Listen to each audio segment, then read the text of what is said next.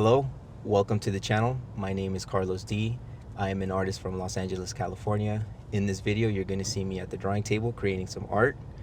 The video is not intended to be instructional, but informative and entertaining. If you learn something from the video, then that's cool. Today, I'm joined by Cynthia. She's a senior art program leader at MOAH Cedar here in the city of Lancaster, which is about 45 minutes north of the city of Los Angeles itself. Cynthia, thanks for taking the time to hang out today. Hi, Carlos. Good to be here. Cool.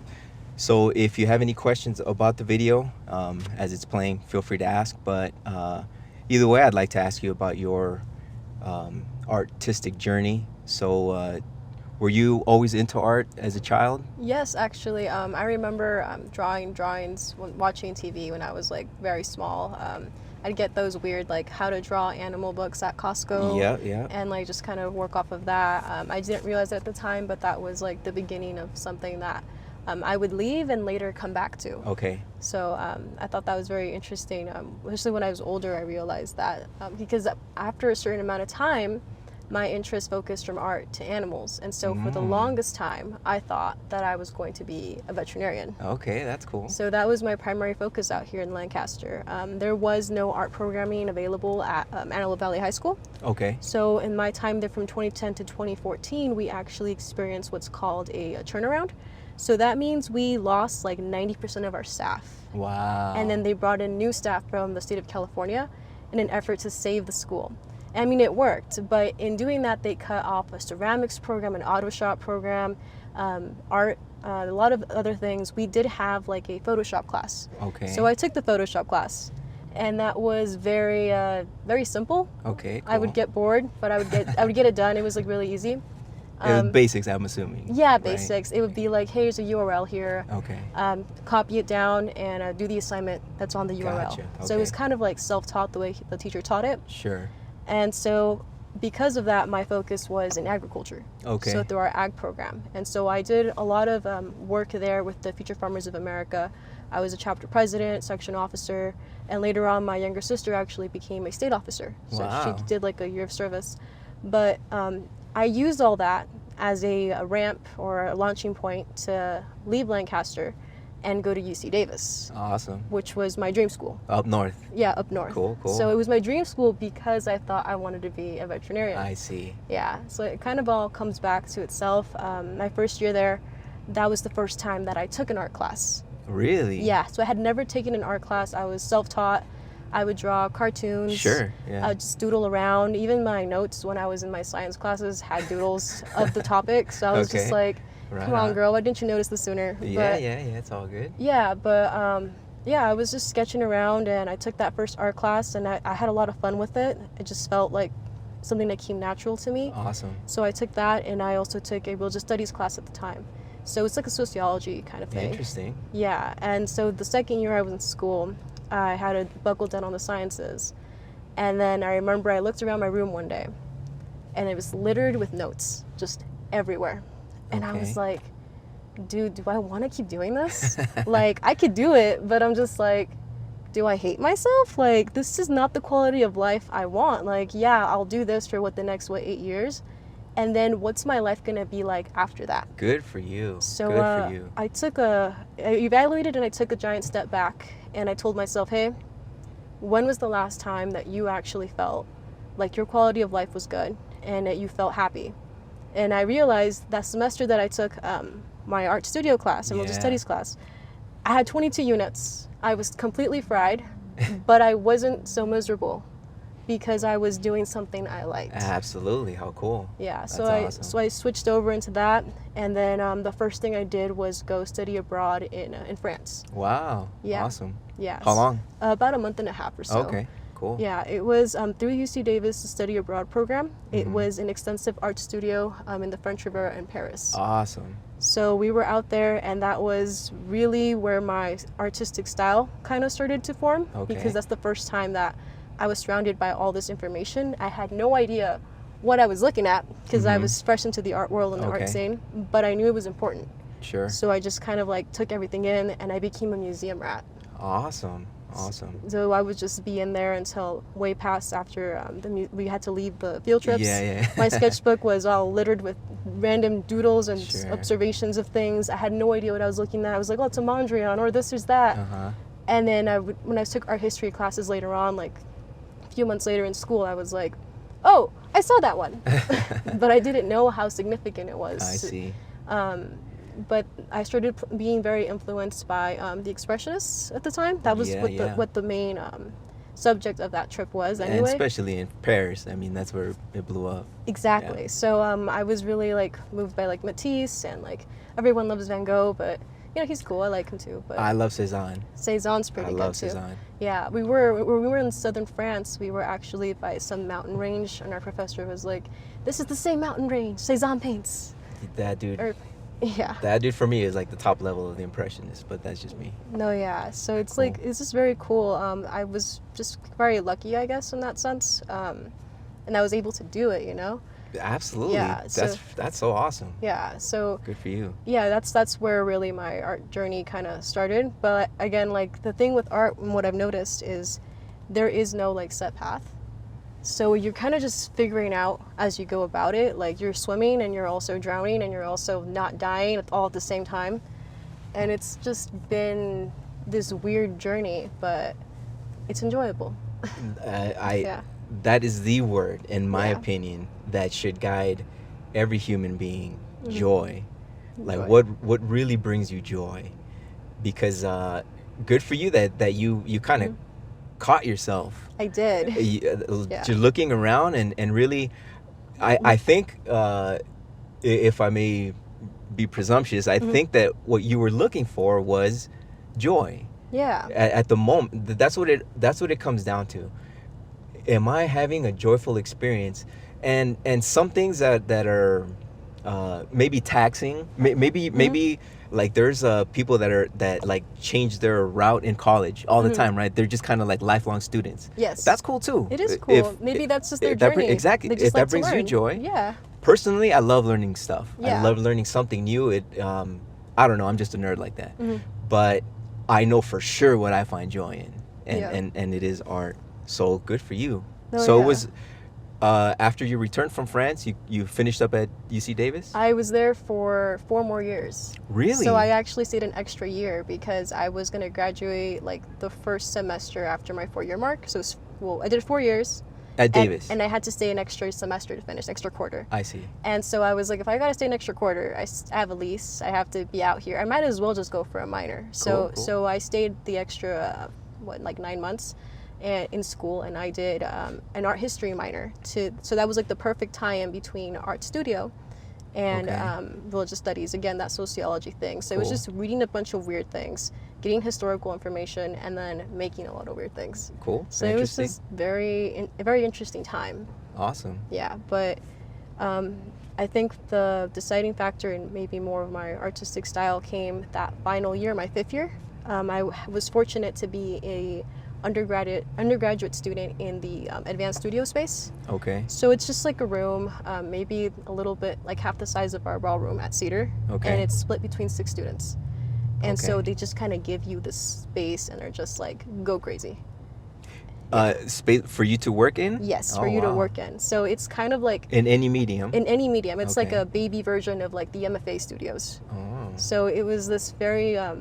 interesting space where I met one of my best friends who's always helping me out with like art studio thinking or like the creative process or blocks, and it's just like that's where I buckled down on independent work. And I told myself, if I'm going to do a senior show or if I'm going to continue on as a working artist, it can't be assignment work, because the real world, there are no assignments. That's it. Yeah. So that's where I buckled in on that. I did a lot of like gestural kind of like Gatsu movement kind of paintings. I had no idea what the Gatsu movement was, but I guess it's like this movement where people are like physically interacting with the artwork, like punching it and like being very visceral with it. So I did a bunch of these giant like sumi ink paintings on butcher paper.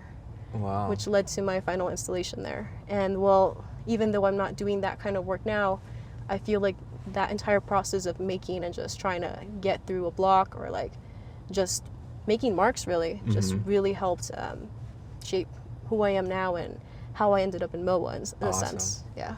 Oh, cool. Yeah. That how big were the artworks? About my height or a little bigger, so maybe between 5 and 6 feet. Okay. So I would like jump and like pin them onto the wall, and yeah. That's awesome. Yeah, and then so yeah, that's kind of what happened there. And then of course with the pandemic, a lot of people my age kind of had to go back home and stuff like that. But fortunately for me, home changed. So Lancaster wasn't what it is today. So we're actually on the precipice of what could be a very interesting artistic cultural center. All we have to do is all put in the effort and be willing to work as a community. Yeah. And that's something that was not here about 10 years ago. Like, Absolutely. yeah. You spent some time in Europe. Yeah. From 2019 to mid 2020, I lived in Florence, Italy. Oh, that's lovely. And when I came back, I was really out of touch because before that, I was living in Burbank before I decided to take on this leap of my artistic journey. So I was completely out of touch with Lancaster, or like I really had no clue the development of art, the art scene up here in the Antelope Valley. And when I came back, a couple friends were telling me like, oh, go check out the Boulevard, you know, go see what's happening over there. And I went over there and I'm like, man, this thing it's a scene, like it's alive over here. Like, this is cool. Something that I kind of only associated with like LA or something, like downtown LA, Hollywood, seeing big murals and a lively like an area you could walk around, restaurants. I mean, all kinds of stuff was happening. And I came and I checked it out and I'm like, man, this is awesome. Like, that's literally my backyard. So that's so cool. And I definitely see it growing more and more. The artist, I'm gonna butcher his name, Alex Cohenberg. I think he's the one that did the sculpture. Oh, wow. Over here. And I remember I used to man, early when YouTube came about, like some of the first things that I would search was just artists like doing their thing, right? And I remember seeing a video of Alex Cohenberg, and he was doing these big, maybe 6 foot by 4 feet paintings, but he was I guess he was inspired by like the hot rod movement and like using specific like tape to tape out certain areas and do these like straight lines. But his paintings, they're large and they almost look like they kind of look like blueprints of a building.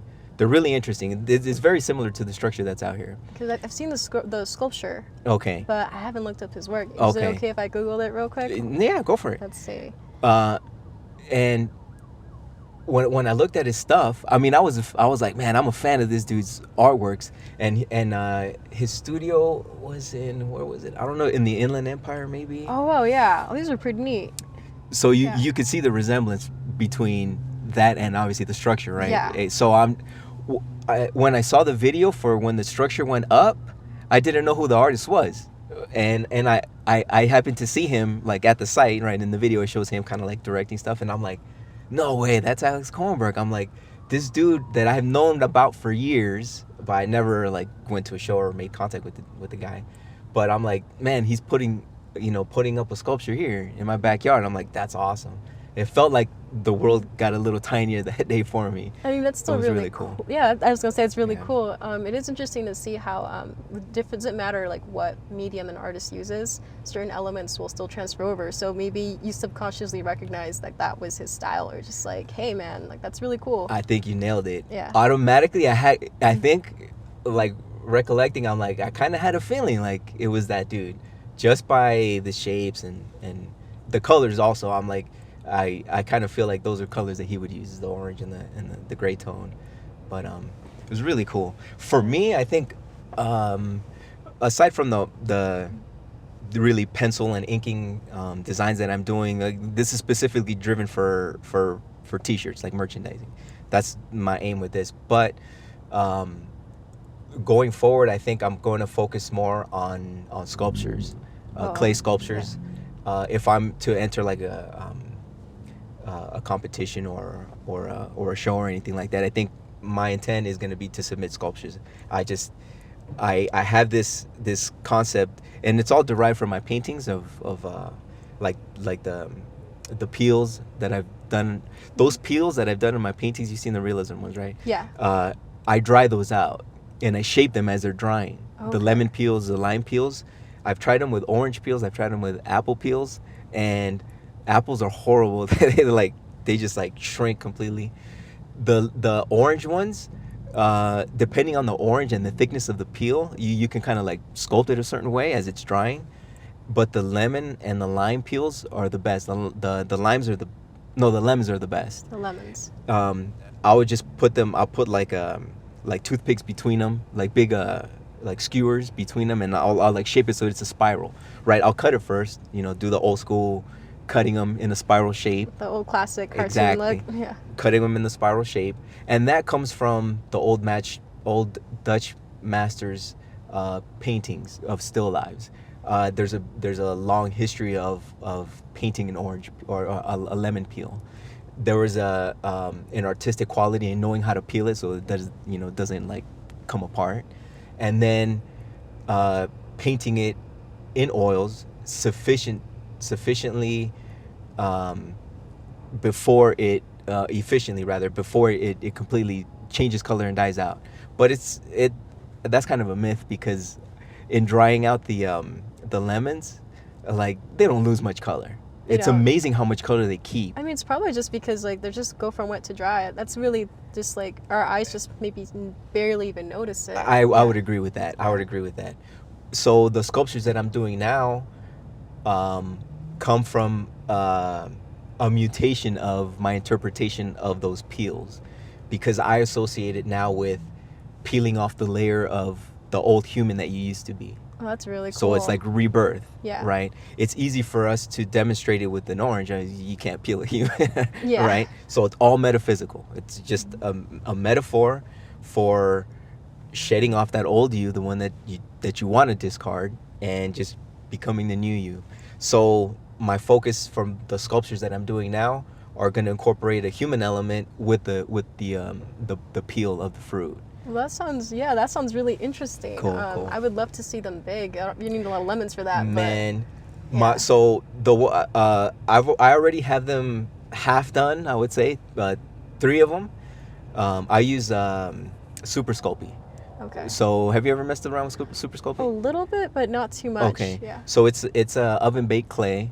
Mm-hmm. It doesn't hold the shape as well, so you kind of need a little skeleton underneath it, either aluminum foil or some wiring or whatever. And the shapes that I'm bending them and twisting them in, they resemble a dry lemon peel. So they have all these turns and twists in them. Yeah, that's intentional.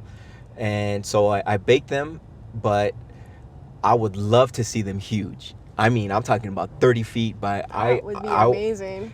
I envision it in my mind. I see it clearly. I know the exact spot too. I'll fill you in later. Okay. I know the exact spot where it could be as an attraction for persons if they're on their way from LA to Las Vegas. Like, hey, stop by over here and check out all this art in the Antelope Valley. Come by Palmdale, come by Lancaster, and then make your way over to Vegas or whatever. Yeah, they keep on going north.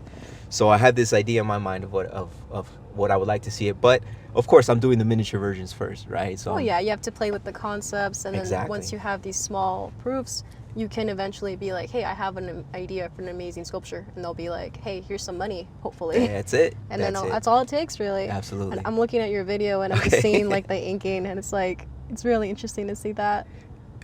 This is so much fun, to be honest with you.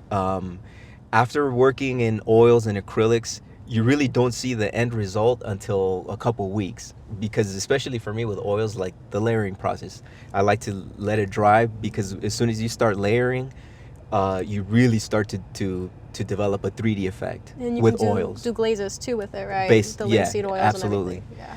And with inking and sketching, really, this whole thing took me about maybe 4 or 5 hours. And of course, I'm enjoying myself the whole time, and it's cool.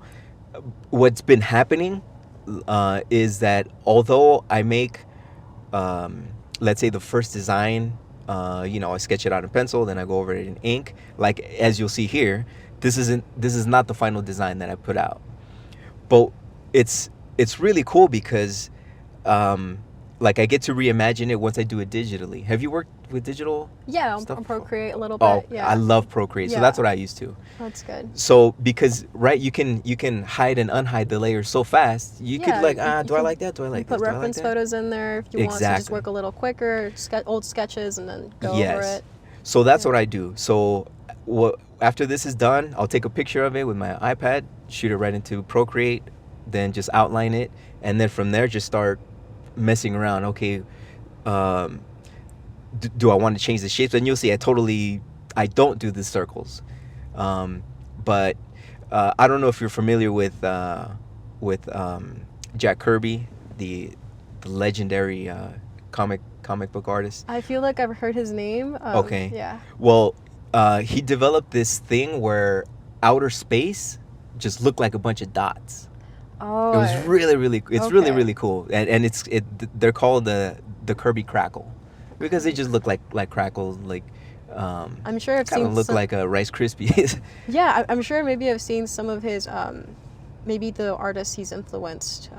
Oh, for sure. Let's see. Yeah, Every like- single human. Like the Fantastic Four That covers. absolutely that's one of his creations. Stan Lee and Jack Kirby created the Fantastic Four. So co-created. actually, I do have some friends over at Horizon Comics on Awesome. L12. So Okay. it's a good place to check out. They'll give you a good deal. Right on. Yeah. So from that, because I'm a huge fan, just like every comic book fan, exactly. So I take that idea and I'm doing it here on the snake, right? Yeah. So I'm like, let me see what Kirby Crackles would look like on this snake or whatever. Just go through it. But then you'll see again, once I go digitally, something happens in that process. I've noticed it that I'm revisiting the same thing I've done, but a different idea will just pop up. Like I'm not thinking about it. It's just I'm gonna do this. I'm gonna do that. I'm just playing like a sandbox. But again, with digital, it's so easy because right, undo, Yeah, you undo. just double click Okay, and cool. then you go back to paper, you click again on with your Exactly. paper on accident. Yeah. So it's so fast and that's cool. But I'm doing this because I love this traditional stuff. I love moving my arm and creating shapes and trying to put to paper what I see in my head. All this is from imagination, inspired by comics and Kirby, especially the hands. You see how the fingers are all kind of like Yeah. a bit like squarish, right? Yeah, they'll have that kind of comic quality. to them. Exactly, and that's from Jack Kirby. Basically, he used to do his like outer space figures. Really had that quality to them. These really like thick, boxy fingers. Oh, yeah, it's really But- cool.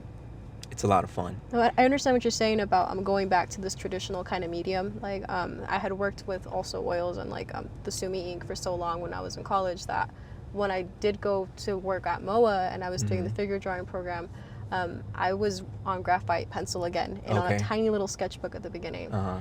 And it felt so weird to me that there was this kind of like, oh, it'll be done. Like I'll finish this because you're not really thinking as much. You're just using something you've used your whole life. Mm-hmm. And there's just this kind of different kind of physical quality that comes with it. You're just mark making in a very like, it's easier to let go, I think. Yeah, I would agree. And you said it perfectly. It's so easy to let go that you just erase that thing.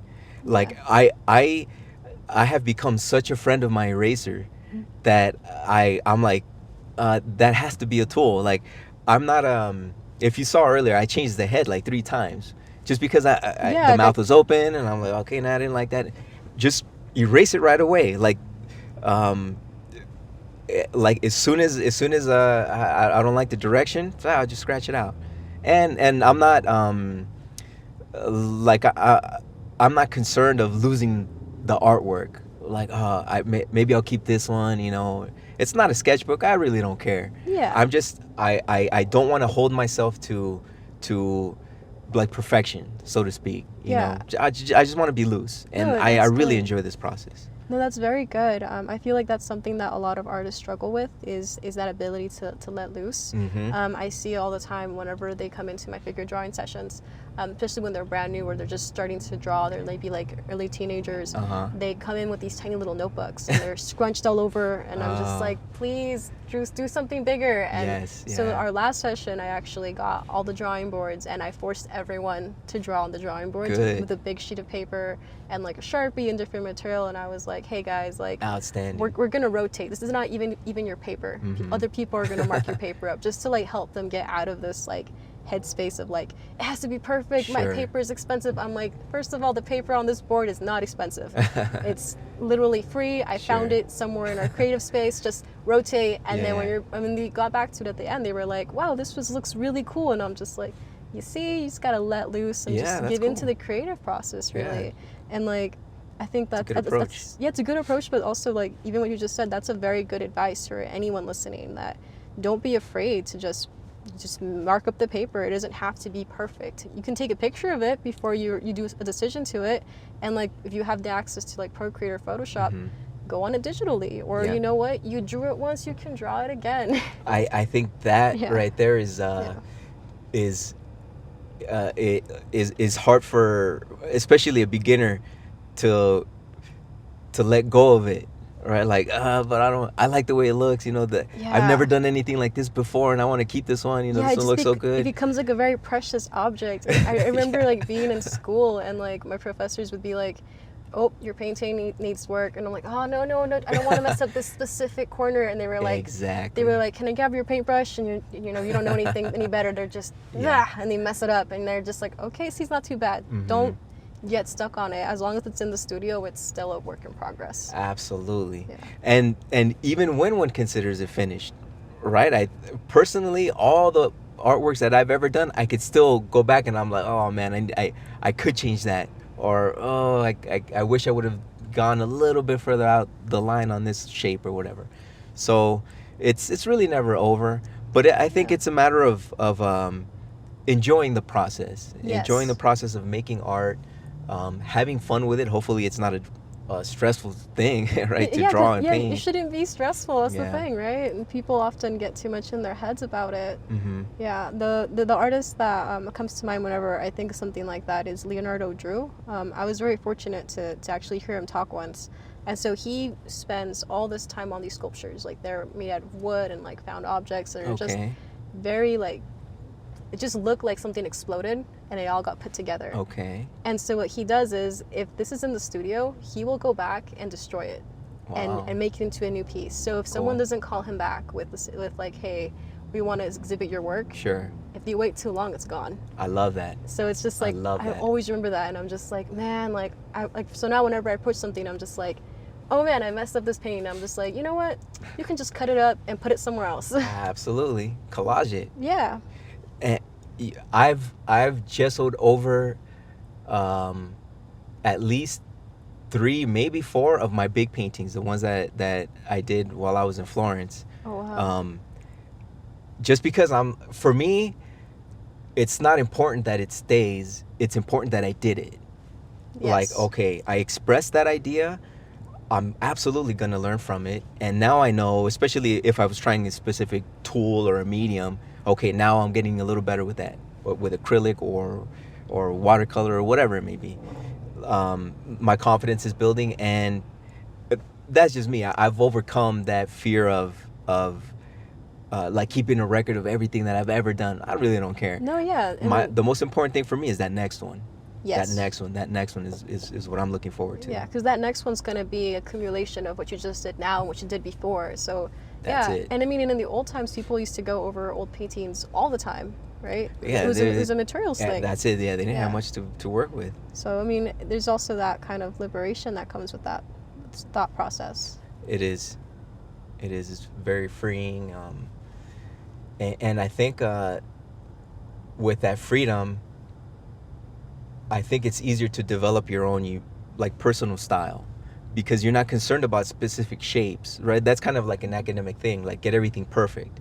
Well, unless you're making an exact copy, but that's a different thing. Yeah, it's a whole different thing. Yeah, that's a different thing. I'm more into being expressive, unique if possible, but really everything has its root in the artists from the past. Those artists from the past have roots in the artists that came before them, and the artists. So I suppose we're all just expanding on what the cavemen were doing. Oh yeah, definitely. You know? There's I forgot where I heard this or where I read it from, but I just remember thinking this in school. All art is it's just a cycle. It's just recycled. Absolutely. Yeah, it's very like, if you just take a moment to look at it, it's a conversation that we've been having with people for ages. Like, if one artist references someone from 400 years ago, that person may be dead, but you're still interacting with them through their artwork. And that's crazy when you think about it, right? You can make something now, and like 300, 400 years from now, if it's still around, like someone will be like, you know what, this kind of inspired me. I'm gonna call back to this person and this process, and it's so cool. I understand what you're saying completely. I'm fascinated by the mind and the ability that the mind can bring back somebody from the past. You can, if you really practice a meditation, or if you really focused, sometimes people from the past come back and just talk to you, either in your dreams or you just had this strange interaction in your imagination. And if you are an artist, who better to have conversations with than all the old artists? Yeah, like, I mean, it could be through like maybe your color usage, or like it could just be like this kind of just, you just feel like, you know what, I feel like this artist and me would have been good friends because they're a country bumpkin like me. You know, just this little like connection, you know? That's awesome. Yeah. That's really interesting. I think the majority of artists want to develop, I would say, their own style, but I don't think I don't think you can help but whatever's in your subconscious mind is going to come out and express itself. Oh yes. And the more art you look at, in a way, the more you have to draw from. Oh yeah, you always have to be feeding that creative eye, even on days where you feel like you're burnt out. Even just scrolling on your phone, yes, you are feeding your creative eye. So we should kind of be a little mindful of what it is that we are feeding it. You know, are you looking at something with quality? Or are you looking at something that's just random? Like what's on your feed? You know, like who are you following? Who are you following? Who are you trying to be, basically?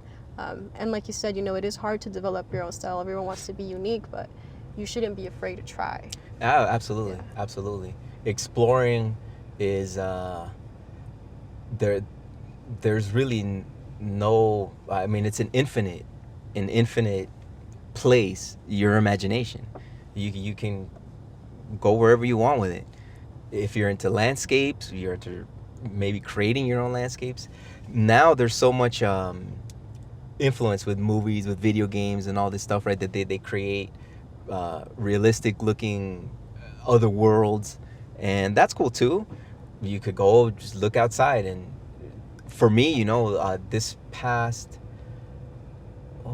this past summer, I was consciously observing the clouds a lot. Oh, that's really fun. And I'm just like, man, these things look so cool. There's like really weird like faces and shapes in there sometimes. Absolutely. Right? Like, absolutely. Yeah, like it's crazy. Like one of the favorite things to do whenever I'm on a plane, if it's like a clear sky, and you look down at the landscapes, it's like the same thing but like backwards. Sure. And just doodling on your sketchbook the whole way or whatever. I don't know, it just kind of feeds into that. That's like, cool. So you're looking at these clouds, and what else happens? For me, I at that time I was trying to do some studies of the Hudson River School. Are you familiar with the Hudson River School? I think so. So these are late 1800s, I believe. Maybe getting that wrong, but late 1800s, 1900s. It was a movement. It was just called the Hudson River School, but they did a lot of huge landscapes. Oh yes, I've seen these. Okay. Yeah, this one. So these landscapes are amazing. That's taken back to the studio and finished in the studios. Yeah, this is the Romanticism period of American landscapes. Yes.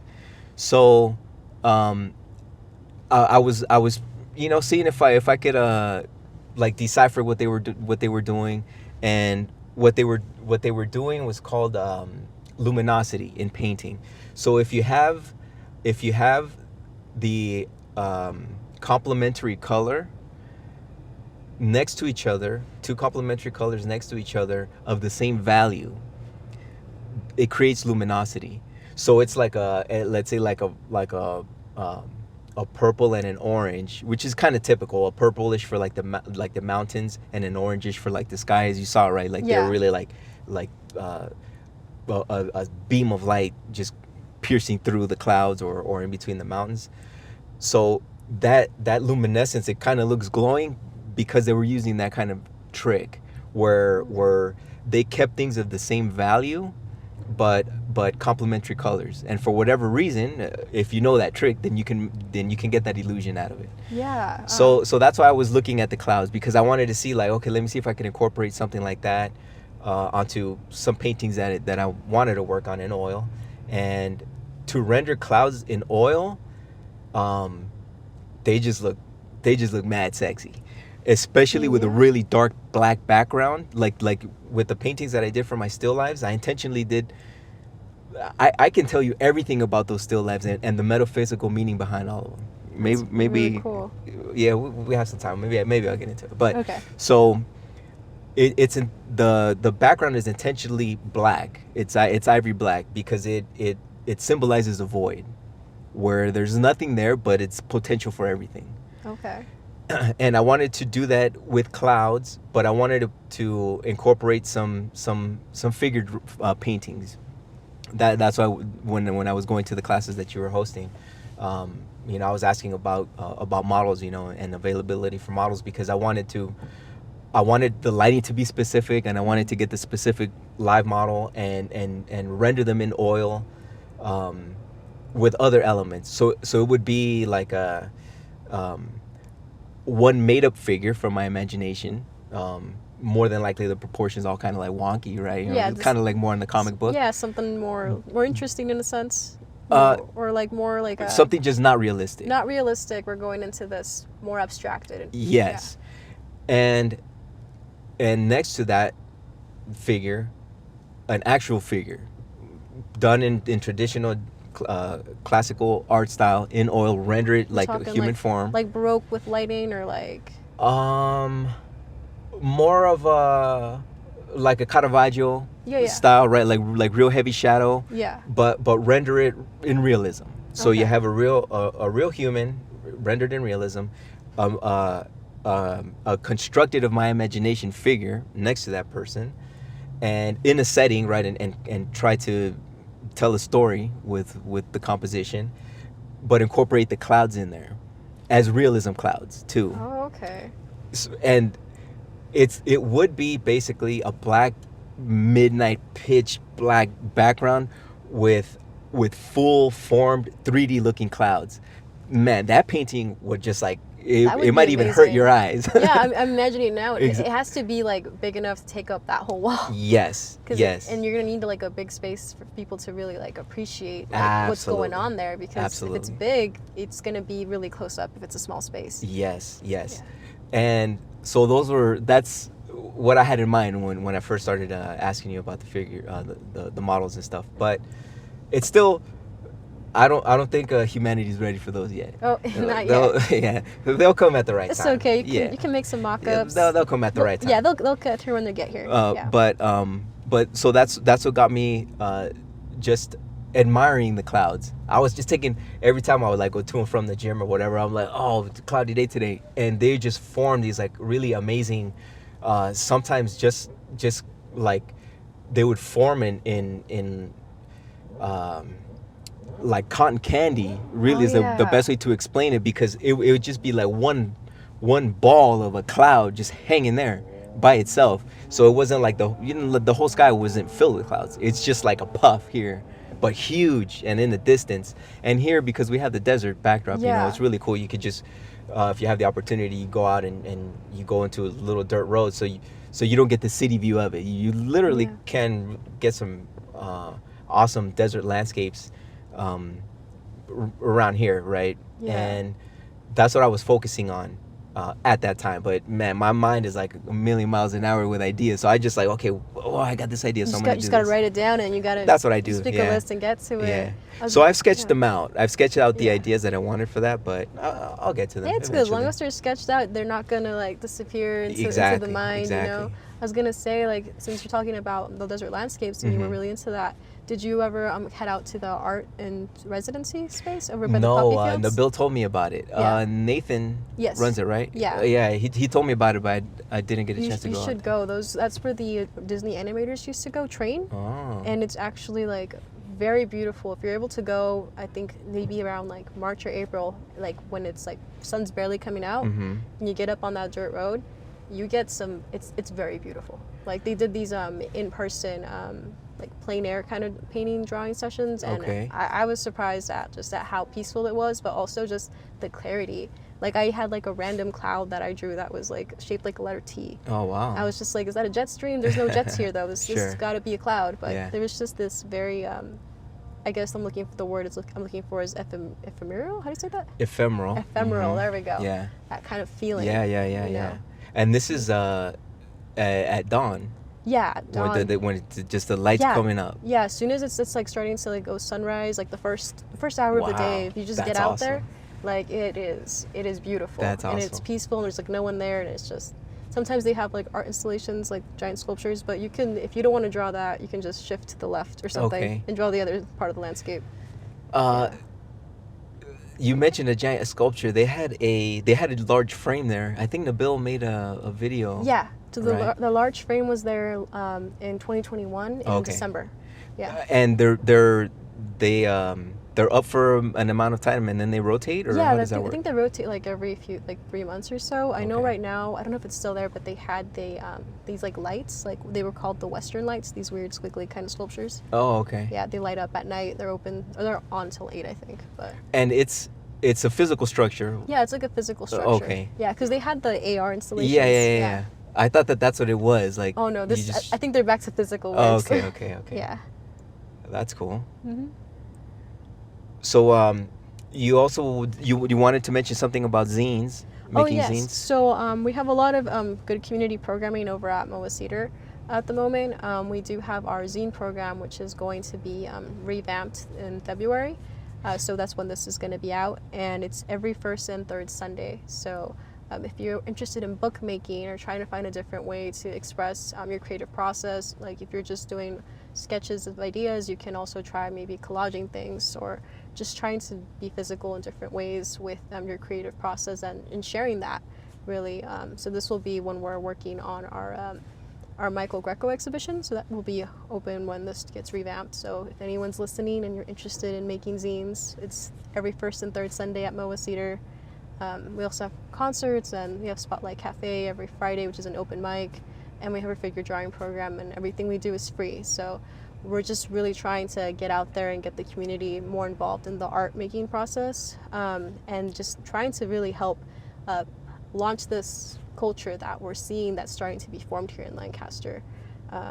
Yeah, if you are still listening, you should definitely go check it out. We'll also have one more social, an art social. We're trying to launch this thing. It's going to be called Cross-Pollination.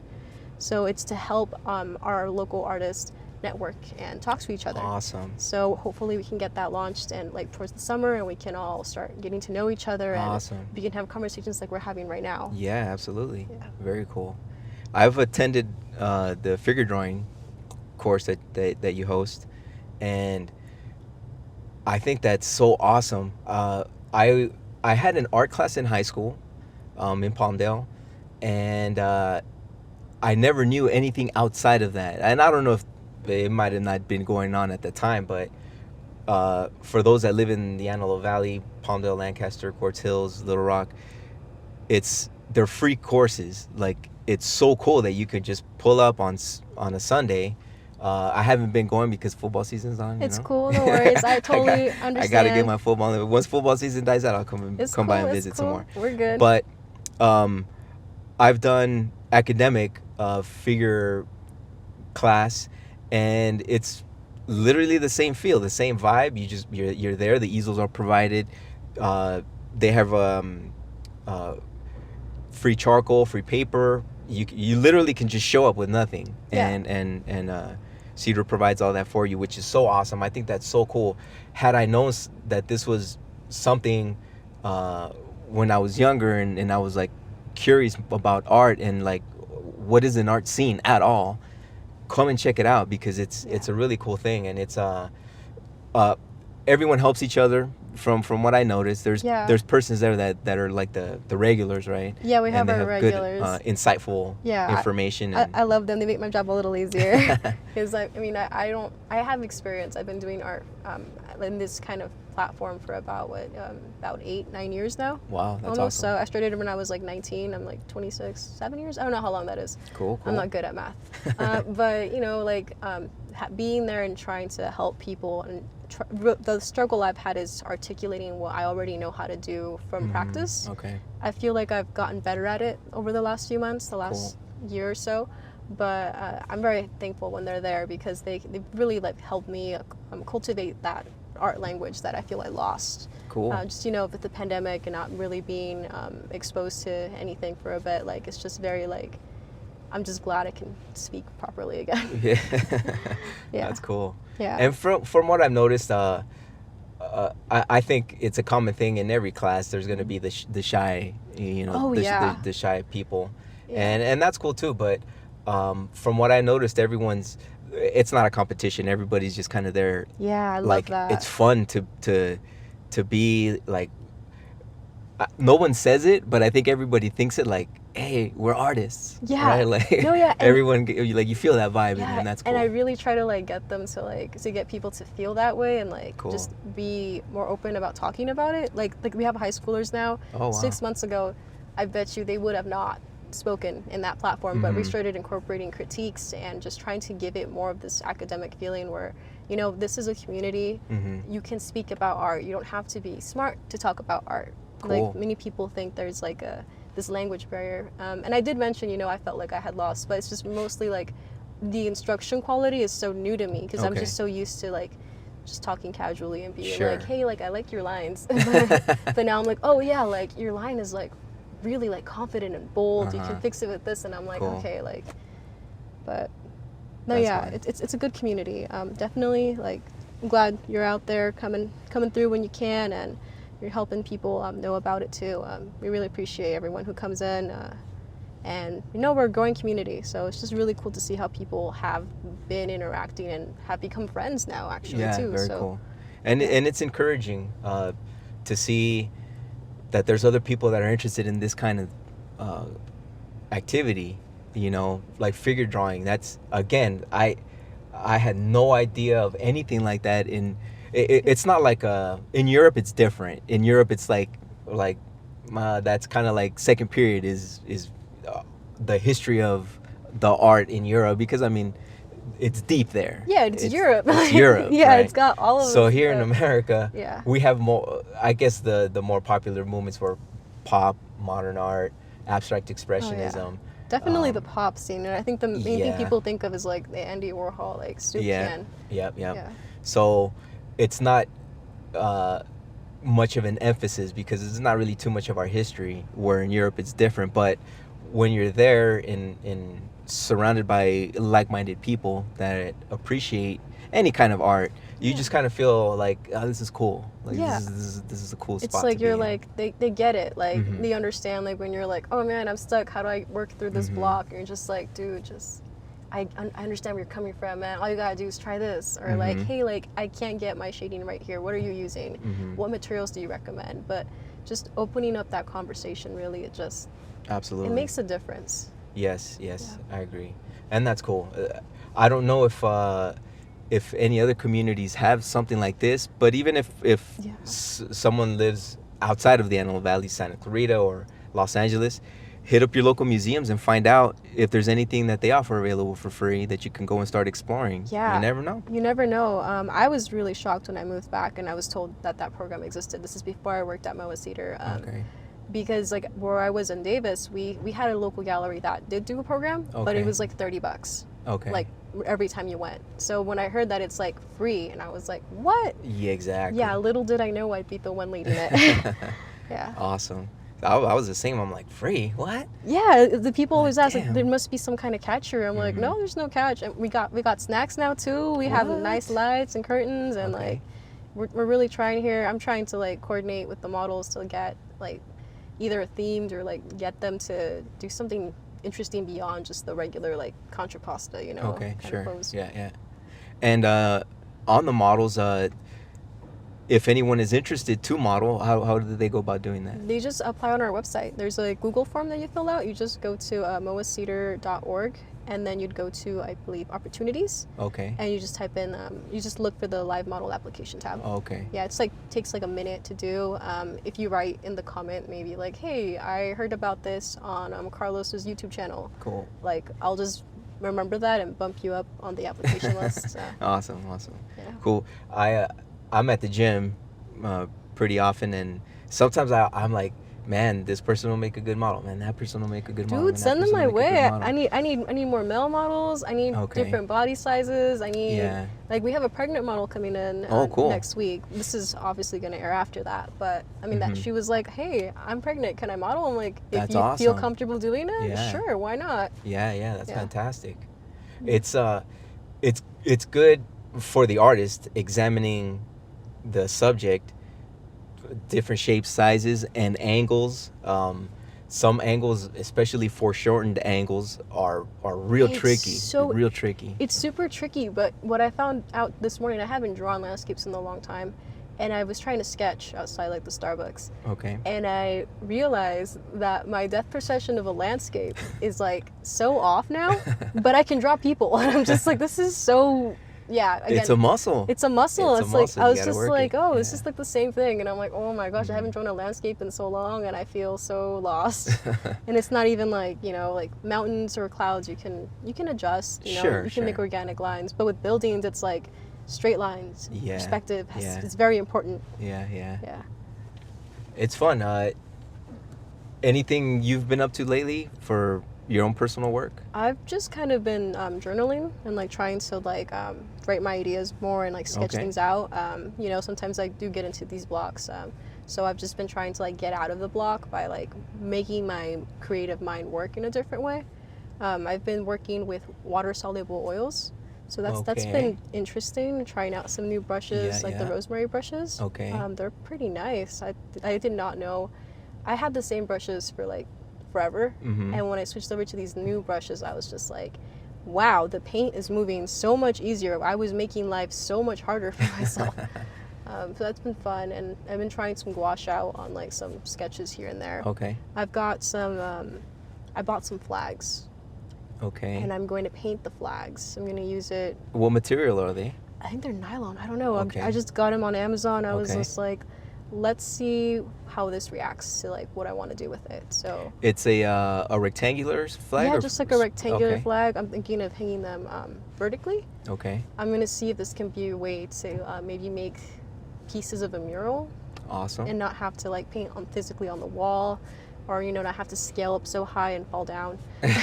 That's kind of the main idea. Like, what else can I paint on if like I have to do something that's high up?